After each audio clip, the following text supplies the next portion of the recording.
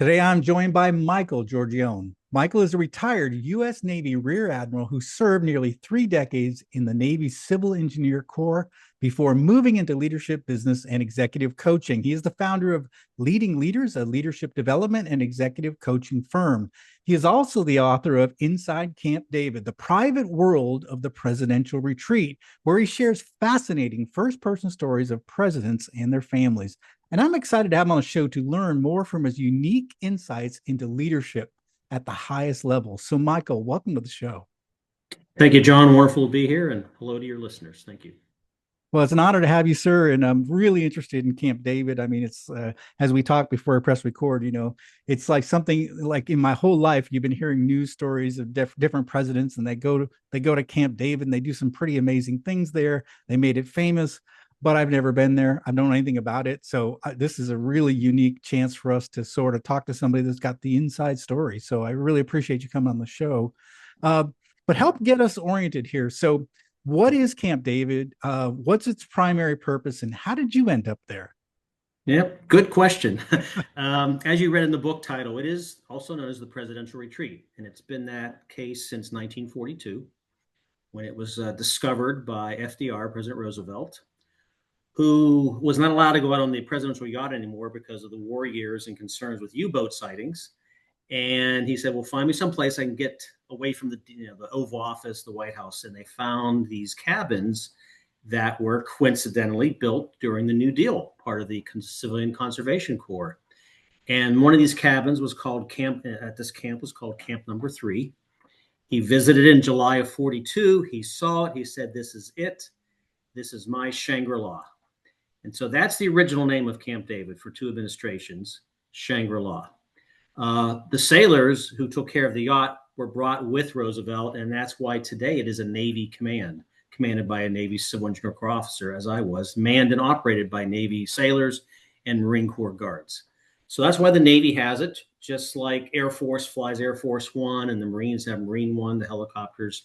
We're all part of the White House military office, John, and that's who I served under and serving the presidents for 2 years. That's so amazing. I don't know why I didn't know that. I mean, I never knew that it was run by the Navy, and it makes so much sense when you talk about the presidential yacht and then moving over to Camp David. But Yeah, it seems like it's not necessarily in our mission in the Navy to do something like this, but it does in a way. It sort of it is unique. yeah, It is yeah. unique. It's in Thurmont, Maryland. It's the property about 200 acres inside the Catoctin National Park. So we're inside a national park near Thurmont, Maryland. So that's north of Frederick, south of Gettysburg, for people who may know the geography of the East. And 30-minute helo ride from the South Lawn, longer by car, but that's how it's been used since 42 as a getaway for the presidents. So how did you get involved with this? How did it come up to say that this, a potential duty would be to run Camp David? What's unique about camp is that it is manned by the Navy's Civil Engineer Corps. That means the CBs, the construction contracting guys in our military, men and women. And because it's a billet, when you get to the rank of commander, if you're considered competitive, you're put on a slate, a list.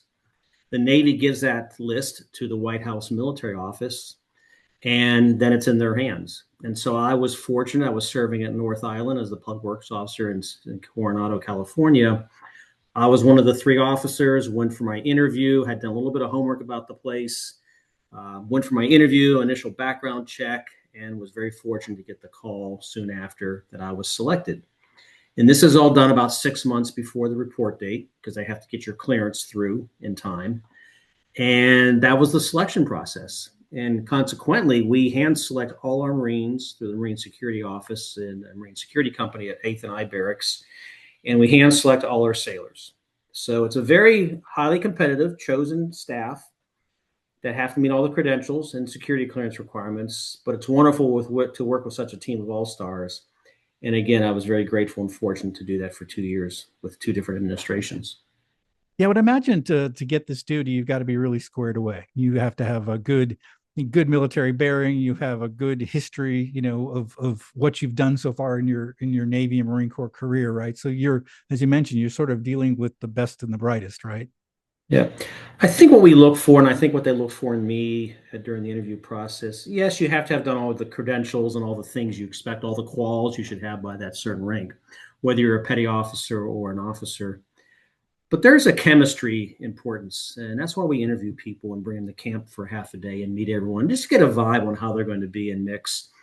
And I think for the White House Military Office director selecting me was, is he the right person for this administration who's going to work well with the staff, and is he going to do well with the president and his family? And there's just a bit of a guess there, but Yeah. again, a guess of a bit of a sensing about the ability of that person to have the right personality and the right demeanor and decorum.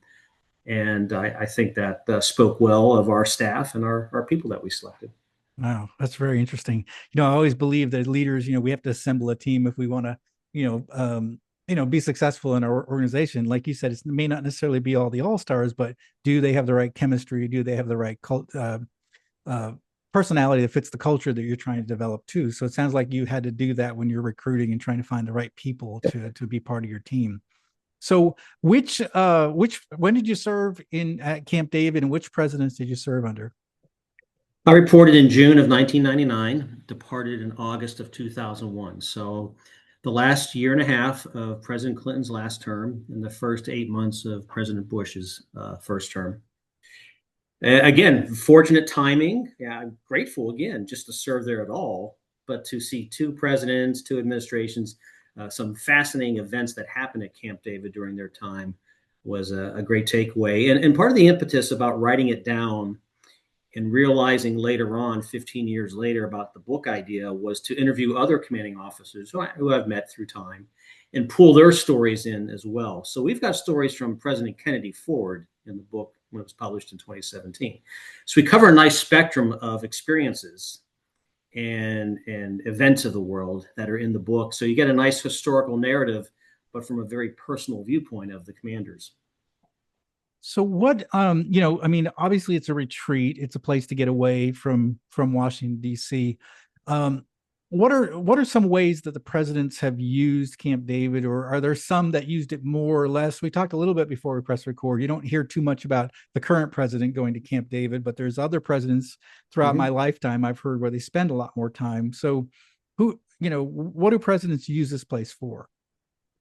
I think President Roosevelt set the tone when he wanted a place to get away from the White House because he'd go out on the yacht. He would, do his hobbies. He collected stamps. He would talk to his staff. There was always work. They're always working. I get very discouraged when people say the president's on vacation again. Well, you're not really ever on vacation when you're president of the United States and commander in chief. So he saw that in Shangri-La, it was a place just to get away and decompress, but also always think in a different environment.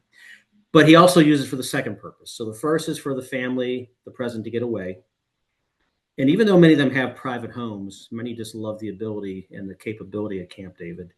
And the second is to bring staff and or principally world leaders to camp. Mm.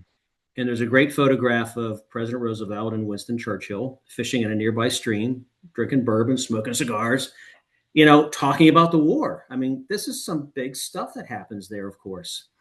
And through the history, you've seen most presidents use it for both purposes. President Carter in '78 certainly made it famous. The Camp David Peace Accords of 1978 with between Israel and Egypt, fascinating event that played out over 2 weeks, and I think that really put it on the map, and people started to see the ability and the beauty of Camp David for international dialogue and cooperation. So what's it like when you show up on day one and you go into this like storied place, something that you probably same like me, you've heard about it throughout your life, but now you're Right. actually physically there. What's that like on day one when you take on a job like that? In the interview process I talked about, I got to visit camp for half a day. So I had been Okay. there physically, but you're a guest. Do you really remember where all the rides are at Disneyland, right? I'm Right. not equating it to Disneyland, but it's that kind of, wow, this is a big deal. So I do report for duty in June. And here's the great story, John. It's a great leadership lesson for your listeners and your theme of your podcast, Deep Leadership. It is day one, change of command ceremony, 10 a.m. always, right on a Friday. President Clinton was not scheduled to come up that weekend. There's no visits on the books. That morning during the ceremony, we get notice that from the White House social secretary, that the family's coming up that evening. Oh boy. Okay, so we had to curtail the party, the reception a little bit. But here I am. I am now officially the commander. I don't know Jack. I mean, I know people, right? My only job, John, was I felt as a leader, listen to the kickoff meeting, understand who was coming, put my whites back on, go to the landing zone, salute the president coming off of Marine One, welcome the family, and stay out of the way. And I am so grateful for that because I think I'm a humble person to begin with, but that really set the stage for trust your people. It's not about you. And just, do what your role is, but let your people do their job and stay out of their way. Be there to support them, but let them do their jobs. It's really important you say that. I think it's really important. I think a lot of leaders sometimes feel like they have to fake it when they get in a role like that, and I think that's not genuine. And I think one of the most important things I teach as well is, spend that first few weeks, first few hours in your case, and listen. Listen, observe, learn, but don't jump in and start, barking orders. I think No, you would be in trouble. Yeah. thank you. And I know on the receiving end, when it's happened to me, when a senior officer trusted me, I know that crew felt like, wow, this guy, okay. I mean, he really doesn't know anything anyway, but still, he's Yeah. not acting like he knows anything. And even over the next 2 years, I think I maintained that decorum. I still had a role. I knew when to intercede when there was difficult issues, but I knew when to let the crew. They're all well-trained people that want to succeed. Why wouldn't you run and let the A team do what they are well trained for? Yeah, I love that. That's such an important point. How did I mean, this is a pretty big role, it's highly visible. There's zero room for failure, right? Obviously. True. How did your tour as commander affect your leadership style? Did you learn some things, or did you do things differently because of that experience? I think with the great experiences and training I had through the Navy, the time at Camp David, uh, just reaffirmed all those principles, John, we learned in school, but until you put them into practice, you don't really know how you're going to do. And many, unfortunately, do not do well. Mm, There's no secret to leading people and treating them well and all that. The hard part's doing it. mm, But I'm in this high risk, high yield environment. And, it was tough on my family because we're the only family that lived inside the camp in a nice cabin. yeah, Beautiful opportunity, but, tough times for two young girls at nights. So I'm balancing that like all veterans and all servicemen and women do. I have this wonderful crew of sailors and Marines working for the White House military office director and serving the president. And you learn how to just stay within your skin, be yourself, don't ever be disingenuous. You know how to talk to a president, just like you know how to talk to your corporal on the guard. mm, And just that ability to communicate and be comfortable really helped me develop as a leader. The first story of day one, trusting your people, was a great lesson. And just the confidence with humility of carrying the mission on and taking care of your people. I just never doubted we would succeed. Yeah, we had some bumps along the way, but we'll talk more about the humanity of presidents. They're humans. They understand things happen. I think they respect it more when you own it and you fix it and you move on. mm. Well, let's get into that because I think it's very interesting.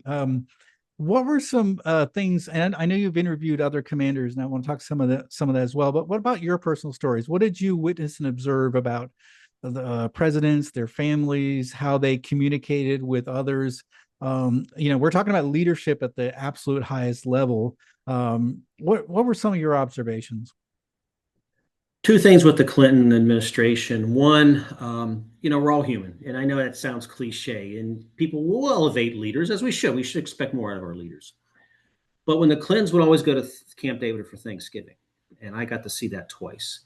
And so the Clinton and Rodham families come into Camp David, and you've got 30 some people, and you're in charge of cooking all the food, your staff, and welcoming them. They're going to go golfing and play horseshoes and go bowling and watch movies.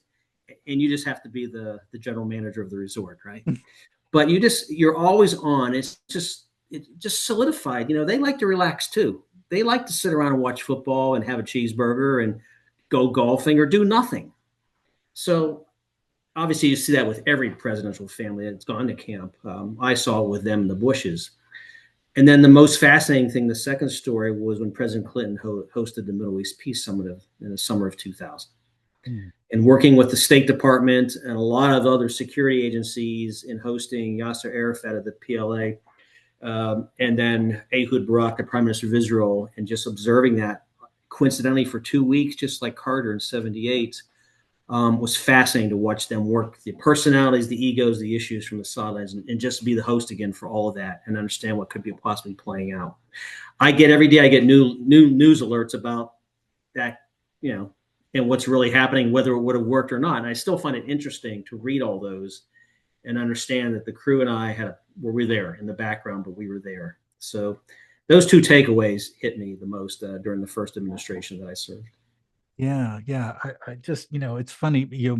You're a fly on the wall in the middle of some major historic moments, and just again, you're there to make sure the environment's right, and like you said, you're sort of like the resort manager, make sure everything goes well. Yeah. But something major and historic is happening in front of you, which is pretty amazing. You're part of history, and that's amazing that you got a chance to like be in that experience. So did I know in the Navy they always taught us learn from every leader. Like what are the learn the best things, and you try to emulate those things, and find out the bad things and make sure you don't do that again. Did you see any leadership lessons either from the presidents or their staff that said, wow, this person was a great leader, I'm gonna emulate some of those things, or boy, these people are not so great? Any stories like that from your experience? Yes, I'll tell you about a compliment I got, which really meant a lot to me. And it was the day before the Peace Summit kicked off in July of 2000.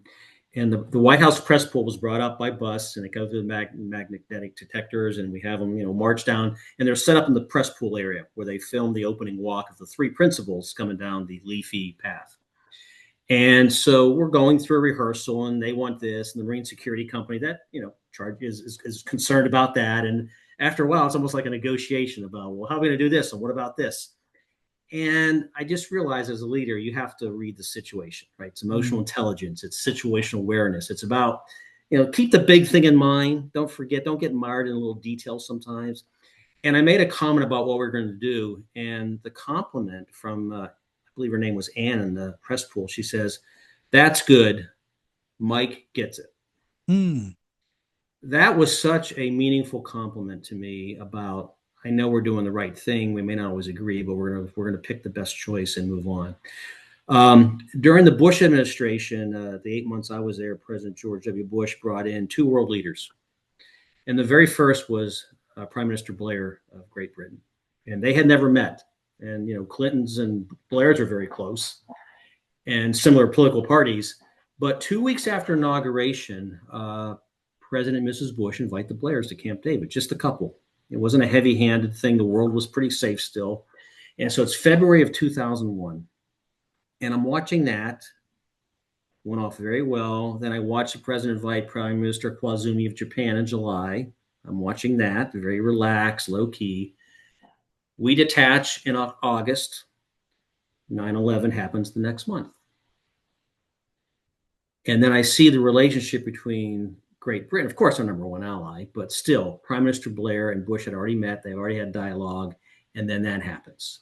Mm. And I think with Prime Minister Blair being in the congressional chambers when Bush addressed the world about our response was just, I think that was very telling to me. So the lesson there was great leaders are always building relationships. They're always extending the hand. They're always listening, asking great questions. Whether you need something or not, it's about building a relationship. And so that, again, solidified a basic leadership principle that we should all learn. I love that. I love that lesson because I think build those relationships when you don't, when things are calm, like you said, and then when in crisis, you'll have friends, you'll have people you can Right. call on. And even as you mentioned, they were different political parties necessarily, but he was there for Bush, in the worst time. So yeah, Yeah. that's amazing. So any what are some other stories maybe from other commanders that you talked to? Any other insights that you, from a leadership standpoint, that they shared as you went through these interviews? One That of could. the interesting things about living in the camp is, and if you have children, sometimes your kids meet the president's kids or their dogs. So Yeah. the presidential dogs buddy with the Clintons, and and Scotty and others with the Bushes would visit our kitchen at times, and the kids just loved that. I mean, it was just so natural. When I was going for my interview, Chuck Howell, who lived to 96, was living in Coronado, where I am, and I went to see him before my interview, and he gave me a few tips about the process. But he had the most fascinating stories because he was there during the Kennedy Johnson administrations, and his older son, Hank, at the time, got to know John and Caroline Kennedy, and they would play together. They would play together at Camp David when the Kennedys went there. Wow. And so you get these very human, natural things. But he said, and we all teach each other, is, you're in their world, but you're not of their world. And this is where you have to keep your ego in check and your humility and know your boundaries. Another leadership lesson is know your place, engage as appropriate, but don't ever underplay or overplay. So you're in their world, but not of the world. And that's something you have to always remember when you're serving, your president, your commander in chief. Yeah, I that's such an important part, because I mean, you have, like you said, you have a role to do. You have an important role to do, and these world events are playing out in front of you, and it's like you need to make sure that everything is running properly, and that your team is focused, right? Because you can get distracted. Right. You get distracted by all these things. It's almost like in leadership too. We could get distracted by the events of the day, right? We got terrorists, we got COVID, we got all these things, and you can get distracted. But if you do that and you're not focused on the mission, you could really hurt yourself. So in this case, you have some pretty big distractions, but you sort of have to stay focused on the role, on the mission. Great words. And I go back to that day one story again, John, about I really didn't know the details quite yet. So it was a great way to get started. Just stay up here, stay high level, do your role, big picture, stay strategic. Don't go tactical on everyone. They don't need you for that. You stay strategic, okay? I love that. Well, I mean, what was your hope for getting this book written? And what were your hope when you're telling these stories? What prompted it was on Change of Command Day, my wife hands me a journal, a blank leatherette journal. And the two daughters, Brianna and Ryan, and Michelle, hand me this journal. The two kids, Brianna and Ryan, read a little inscription: "Daddy, please write stories about the presidents." I would have never thought of that. But having that, after every visit, weekend, and major event, I would write down what happened. I had this nice journal, John. I put it in my roll top desk. I did not ever touch it for 15 years. Yeah. The idea of writing a book came up. I thought it'd be a proverbial leadership book, and someone knew about Camp David. Says, "Mike, really, you should do more about Camp David. That's more interesting to people." I didn't think I could write the book. I realized I could write the book. It had to go through security screening, of course, but I was allowed to write a book. But I also knew from reunions to include those other commanders and their photos and stories. So it was our book. Oh yeah, it's me, the author, but I incorporated their history. And so that's where the idea came from. I had a great source of those personal notes. I had access to 15 other commanders who I found had kept a lot of stories written down by themselves as well. And with my co-author, we just interviewed them a lot and wrote the manuscript within 2 months, turned it into the publisher, Little Brown, and it came out in October of 2017. That's so cool. That's so cool. So when you think back to your time at Camp David, what did you miss the most from that experience? What I miss, I fortunately are still living, because we're still friends with many of the people we served with. And I think that's a testament to just how we bonded and got along and enjoyed each other's company. I've been fortunate to be invited back for reunions, or I spoke at the 80th anniversary a few years ago. So I've also been fortunate. My family's been back a few times. So they got to go back to see the cabin that we lived in for a couple of years. So maintaining the ability to still visit as a guest, to do my book talks and lectures about Camp David, do podcasts like with you, and to associate still with those people that I served with. That's wonderful. It keeps it alive for us. Yeah, yeah. What would be something that would be a surprise to people about Camp David that they may not know? Or like you mentioned bowling alley, that one sort of went in the back of my mind, like, oh, I didn't know about that. But what are some other surprising things about they are cabins in the woods, and it's very leafy, it's very dark, it's very quiet at night, it's very eerie. There's no lights, it's a no fly zone. You don't just come to Camp David. It's a very tight security posture. The cabins are simple. They're oak plank siding with the same green paint, allegedly, that Roosevelt chose, cedar shake shingles. They've been modernized in the interiors over time, and every president's family redecorates. But it's pretty basic. It's not a 4-star resort. We're not competing with Four Seasons, okay, or Marriott. It's very basic, but it's so austere, and I mean not austere. It's so magical. It's so serene. It's so Shangri-La like that has this Yeah. great reputation to it. So visiting it, everyone's in awe about how it looks and how it feels. But most people were struck that it's not as large or as, I'll say, complicated as they expect. Okay. Okay. Very interesting. So, yeah, yeah. It's funny because you just, when I guess you don't really ever see much in the way of pictures or photos. You just sort of hear the news stories, and maybe you'll get a photo op in the front lawn, or like you were saying, the three principals walking down a path, but you never really see the whole thing. So you always, like, as a kid growing up, you always imagined what it was like. Like, Yeah, I always thought it would be bigger, to be honest. Yeah. exactly. That's what the most common response. There's no press. The only time the press is there is when the president invites them in for usually a international visit or a cabinet meeting or something. So they're not in there. There's no public access. We're in a national park. We're off everyone's radar. I think you have to be invited in or escorted in to get there. Oh, that's amazing. And so yeah, so I guess I would imagine that it's interesting because you said, like, you did your your 2.5 years you mentioned. Over You two. did, yeah, you do that, and then just like in everything else in the Navy, you go to your next assignment, right? You But go to your then next assignment, kind of back to your real job, because this is a very unique job, right, John? yeah, So go yeah, back yeah, to and what you then so do. And you we you have were this we were journal. ordered to Hawaii. That was our consolation prize for leaving Camp David. We got ordered to Hawaii. So I know Yes, it's hard. It's hard. it is tough. Yeah, the Navy has some tough duty stations, that's for sure. But so I would imagine, that you go from, like you said, it's like an unusual job responsibility or duty that you have, and then you kind of go back to your day job. But I think it's really interesting that you said the idea of a journal is kind of interesting, and I think maybe there's a lesson there too. Is if as leaders, if we get those unique roles sometimes to do things that are pretty special, is to write it down, like learn, Mhm. because I think, like, for me at least, later in my life I realized, oh, I did some really cool things in the Navy, like, being on submarines was a very unique experience, and it affected my life in a big way, and I didn't realize it at the time. And I think Yeah. that in your case, you had a very unique experience, but you had that journal to go back to, and at least to remind you of some of the feelings you had during that time.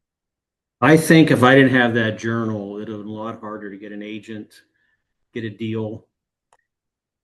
But that history, and please believe me, listeners, I really did not read it for 15 years. I don't know if I was afraid to read it or what. Yeah. When I opened it up, once we started writing, I surprised myself with some of the detail and some of the things I said about the visits and the world leaders and the crew. It was good stuff. I just was surprised. So, to your point again, folks, write it down, journal, capture your thoughts, your emotions, your intellect. You'll impress yourself and it'll become very useful someday down the road. So, take Yeah. the opportunity to capture that. Yeah, I love that. Yeah, I took a journal. I had a journal for a while as a submariner, but I Uh-huh. got to where I was too busy and I stopped. And I wish I had journaled the entire It's time. hard. You got to It be very is. disciplined. We were After too every busy. week, it'd be a couple of days before I'd actually sit down and write it out. Oh, But I it love took it. some time. I was always trying to find sleep. That was my goal as a submariner. So, Of that course, was my goal. in But the torpedo tubes. right, exactly. Well, this has been fantastic. I mean, what a Thank you. cool story, what a great experience, and I think our listeners are getting a glimpses to something that's really special. What final message would you like to leave with our listeners?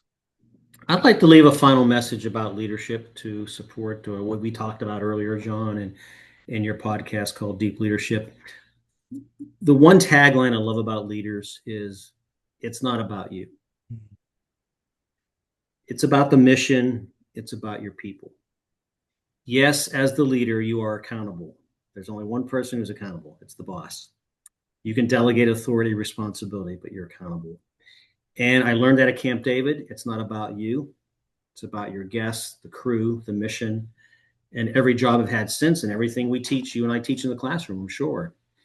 It's about being confident and competent, but keeping your humility and grace and leading with the people and mission in mind. So that's my final thought for you. I greatly appreciate the opportunity in our discussion. It's not about you. Thank you, Joey. No, thanks, Mike. That's such a great important point. It's not about you. I love the fact that you tied mission and people together. We talk about that a lot on this show, so our listeners are very familiar with that mindset. So I love that you bring that up, and it applies at the highest level of leadership as it does working a small department in a company. So these things apply Yes, at all levels. So I love to hear that. How can our listeners find out more about you and this important book? thank you. The book, Amazon, you won't find it in bookstores as much anymore, but Amazon, Inside Camp David, and my website, insidecampdavid.com, has the book as well, and all the leadership and coaching classes I do, and interviews and all. So thank you for asking, John. I love giving book talks. I do have a photo show that I show when in person. And it's just a great opportunity to share American history, to share presidential history, and to share leadership with people in the audience. I love that. That's fantastic. Listeners, we've got the links to all of Michael's resources here down below in the show notes. I highly encourage you to pick up this book. If you have any interest like me of history of our presidents and the things they did, and just to get that inside story of Camp David, something that is sort of secretive. We never really hear too much about the details behind it. This is a great book. We've got also Michael's website here. If you want to have Michael come out and speak to your organization, if you want to learn more about Camp David or the leadership lessons that are learned, I highly encourage you to reach out to Michael and get more information. He was boots on the ground. He actually saw it. He was in front of world leaders. He saw it in real time. He's the kind of guy you want to have if you want to have a good speaker. That's someone you want to have come out to your organization. So I highly encourage. Website's down there. The book is there. Pick it up, and you're going to love it. Michael, thanks for coming on the show, and thanks for sharing your very unique story in your military career. I love that. Very welcome. Thank you, John. Thank you, listeners. Take care. Have a great day. Thank you. Thank you again.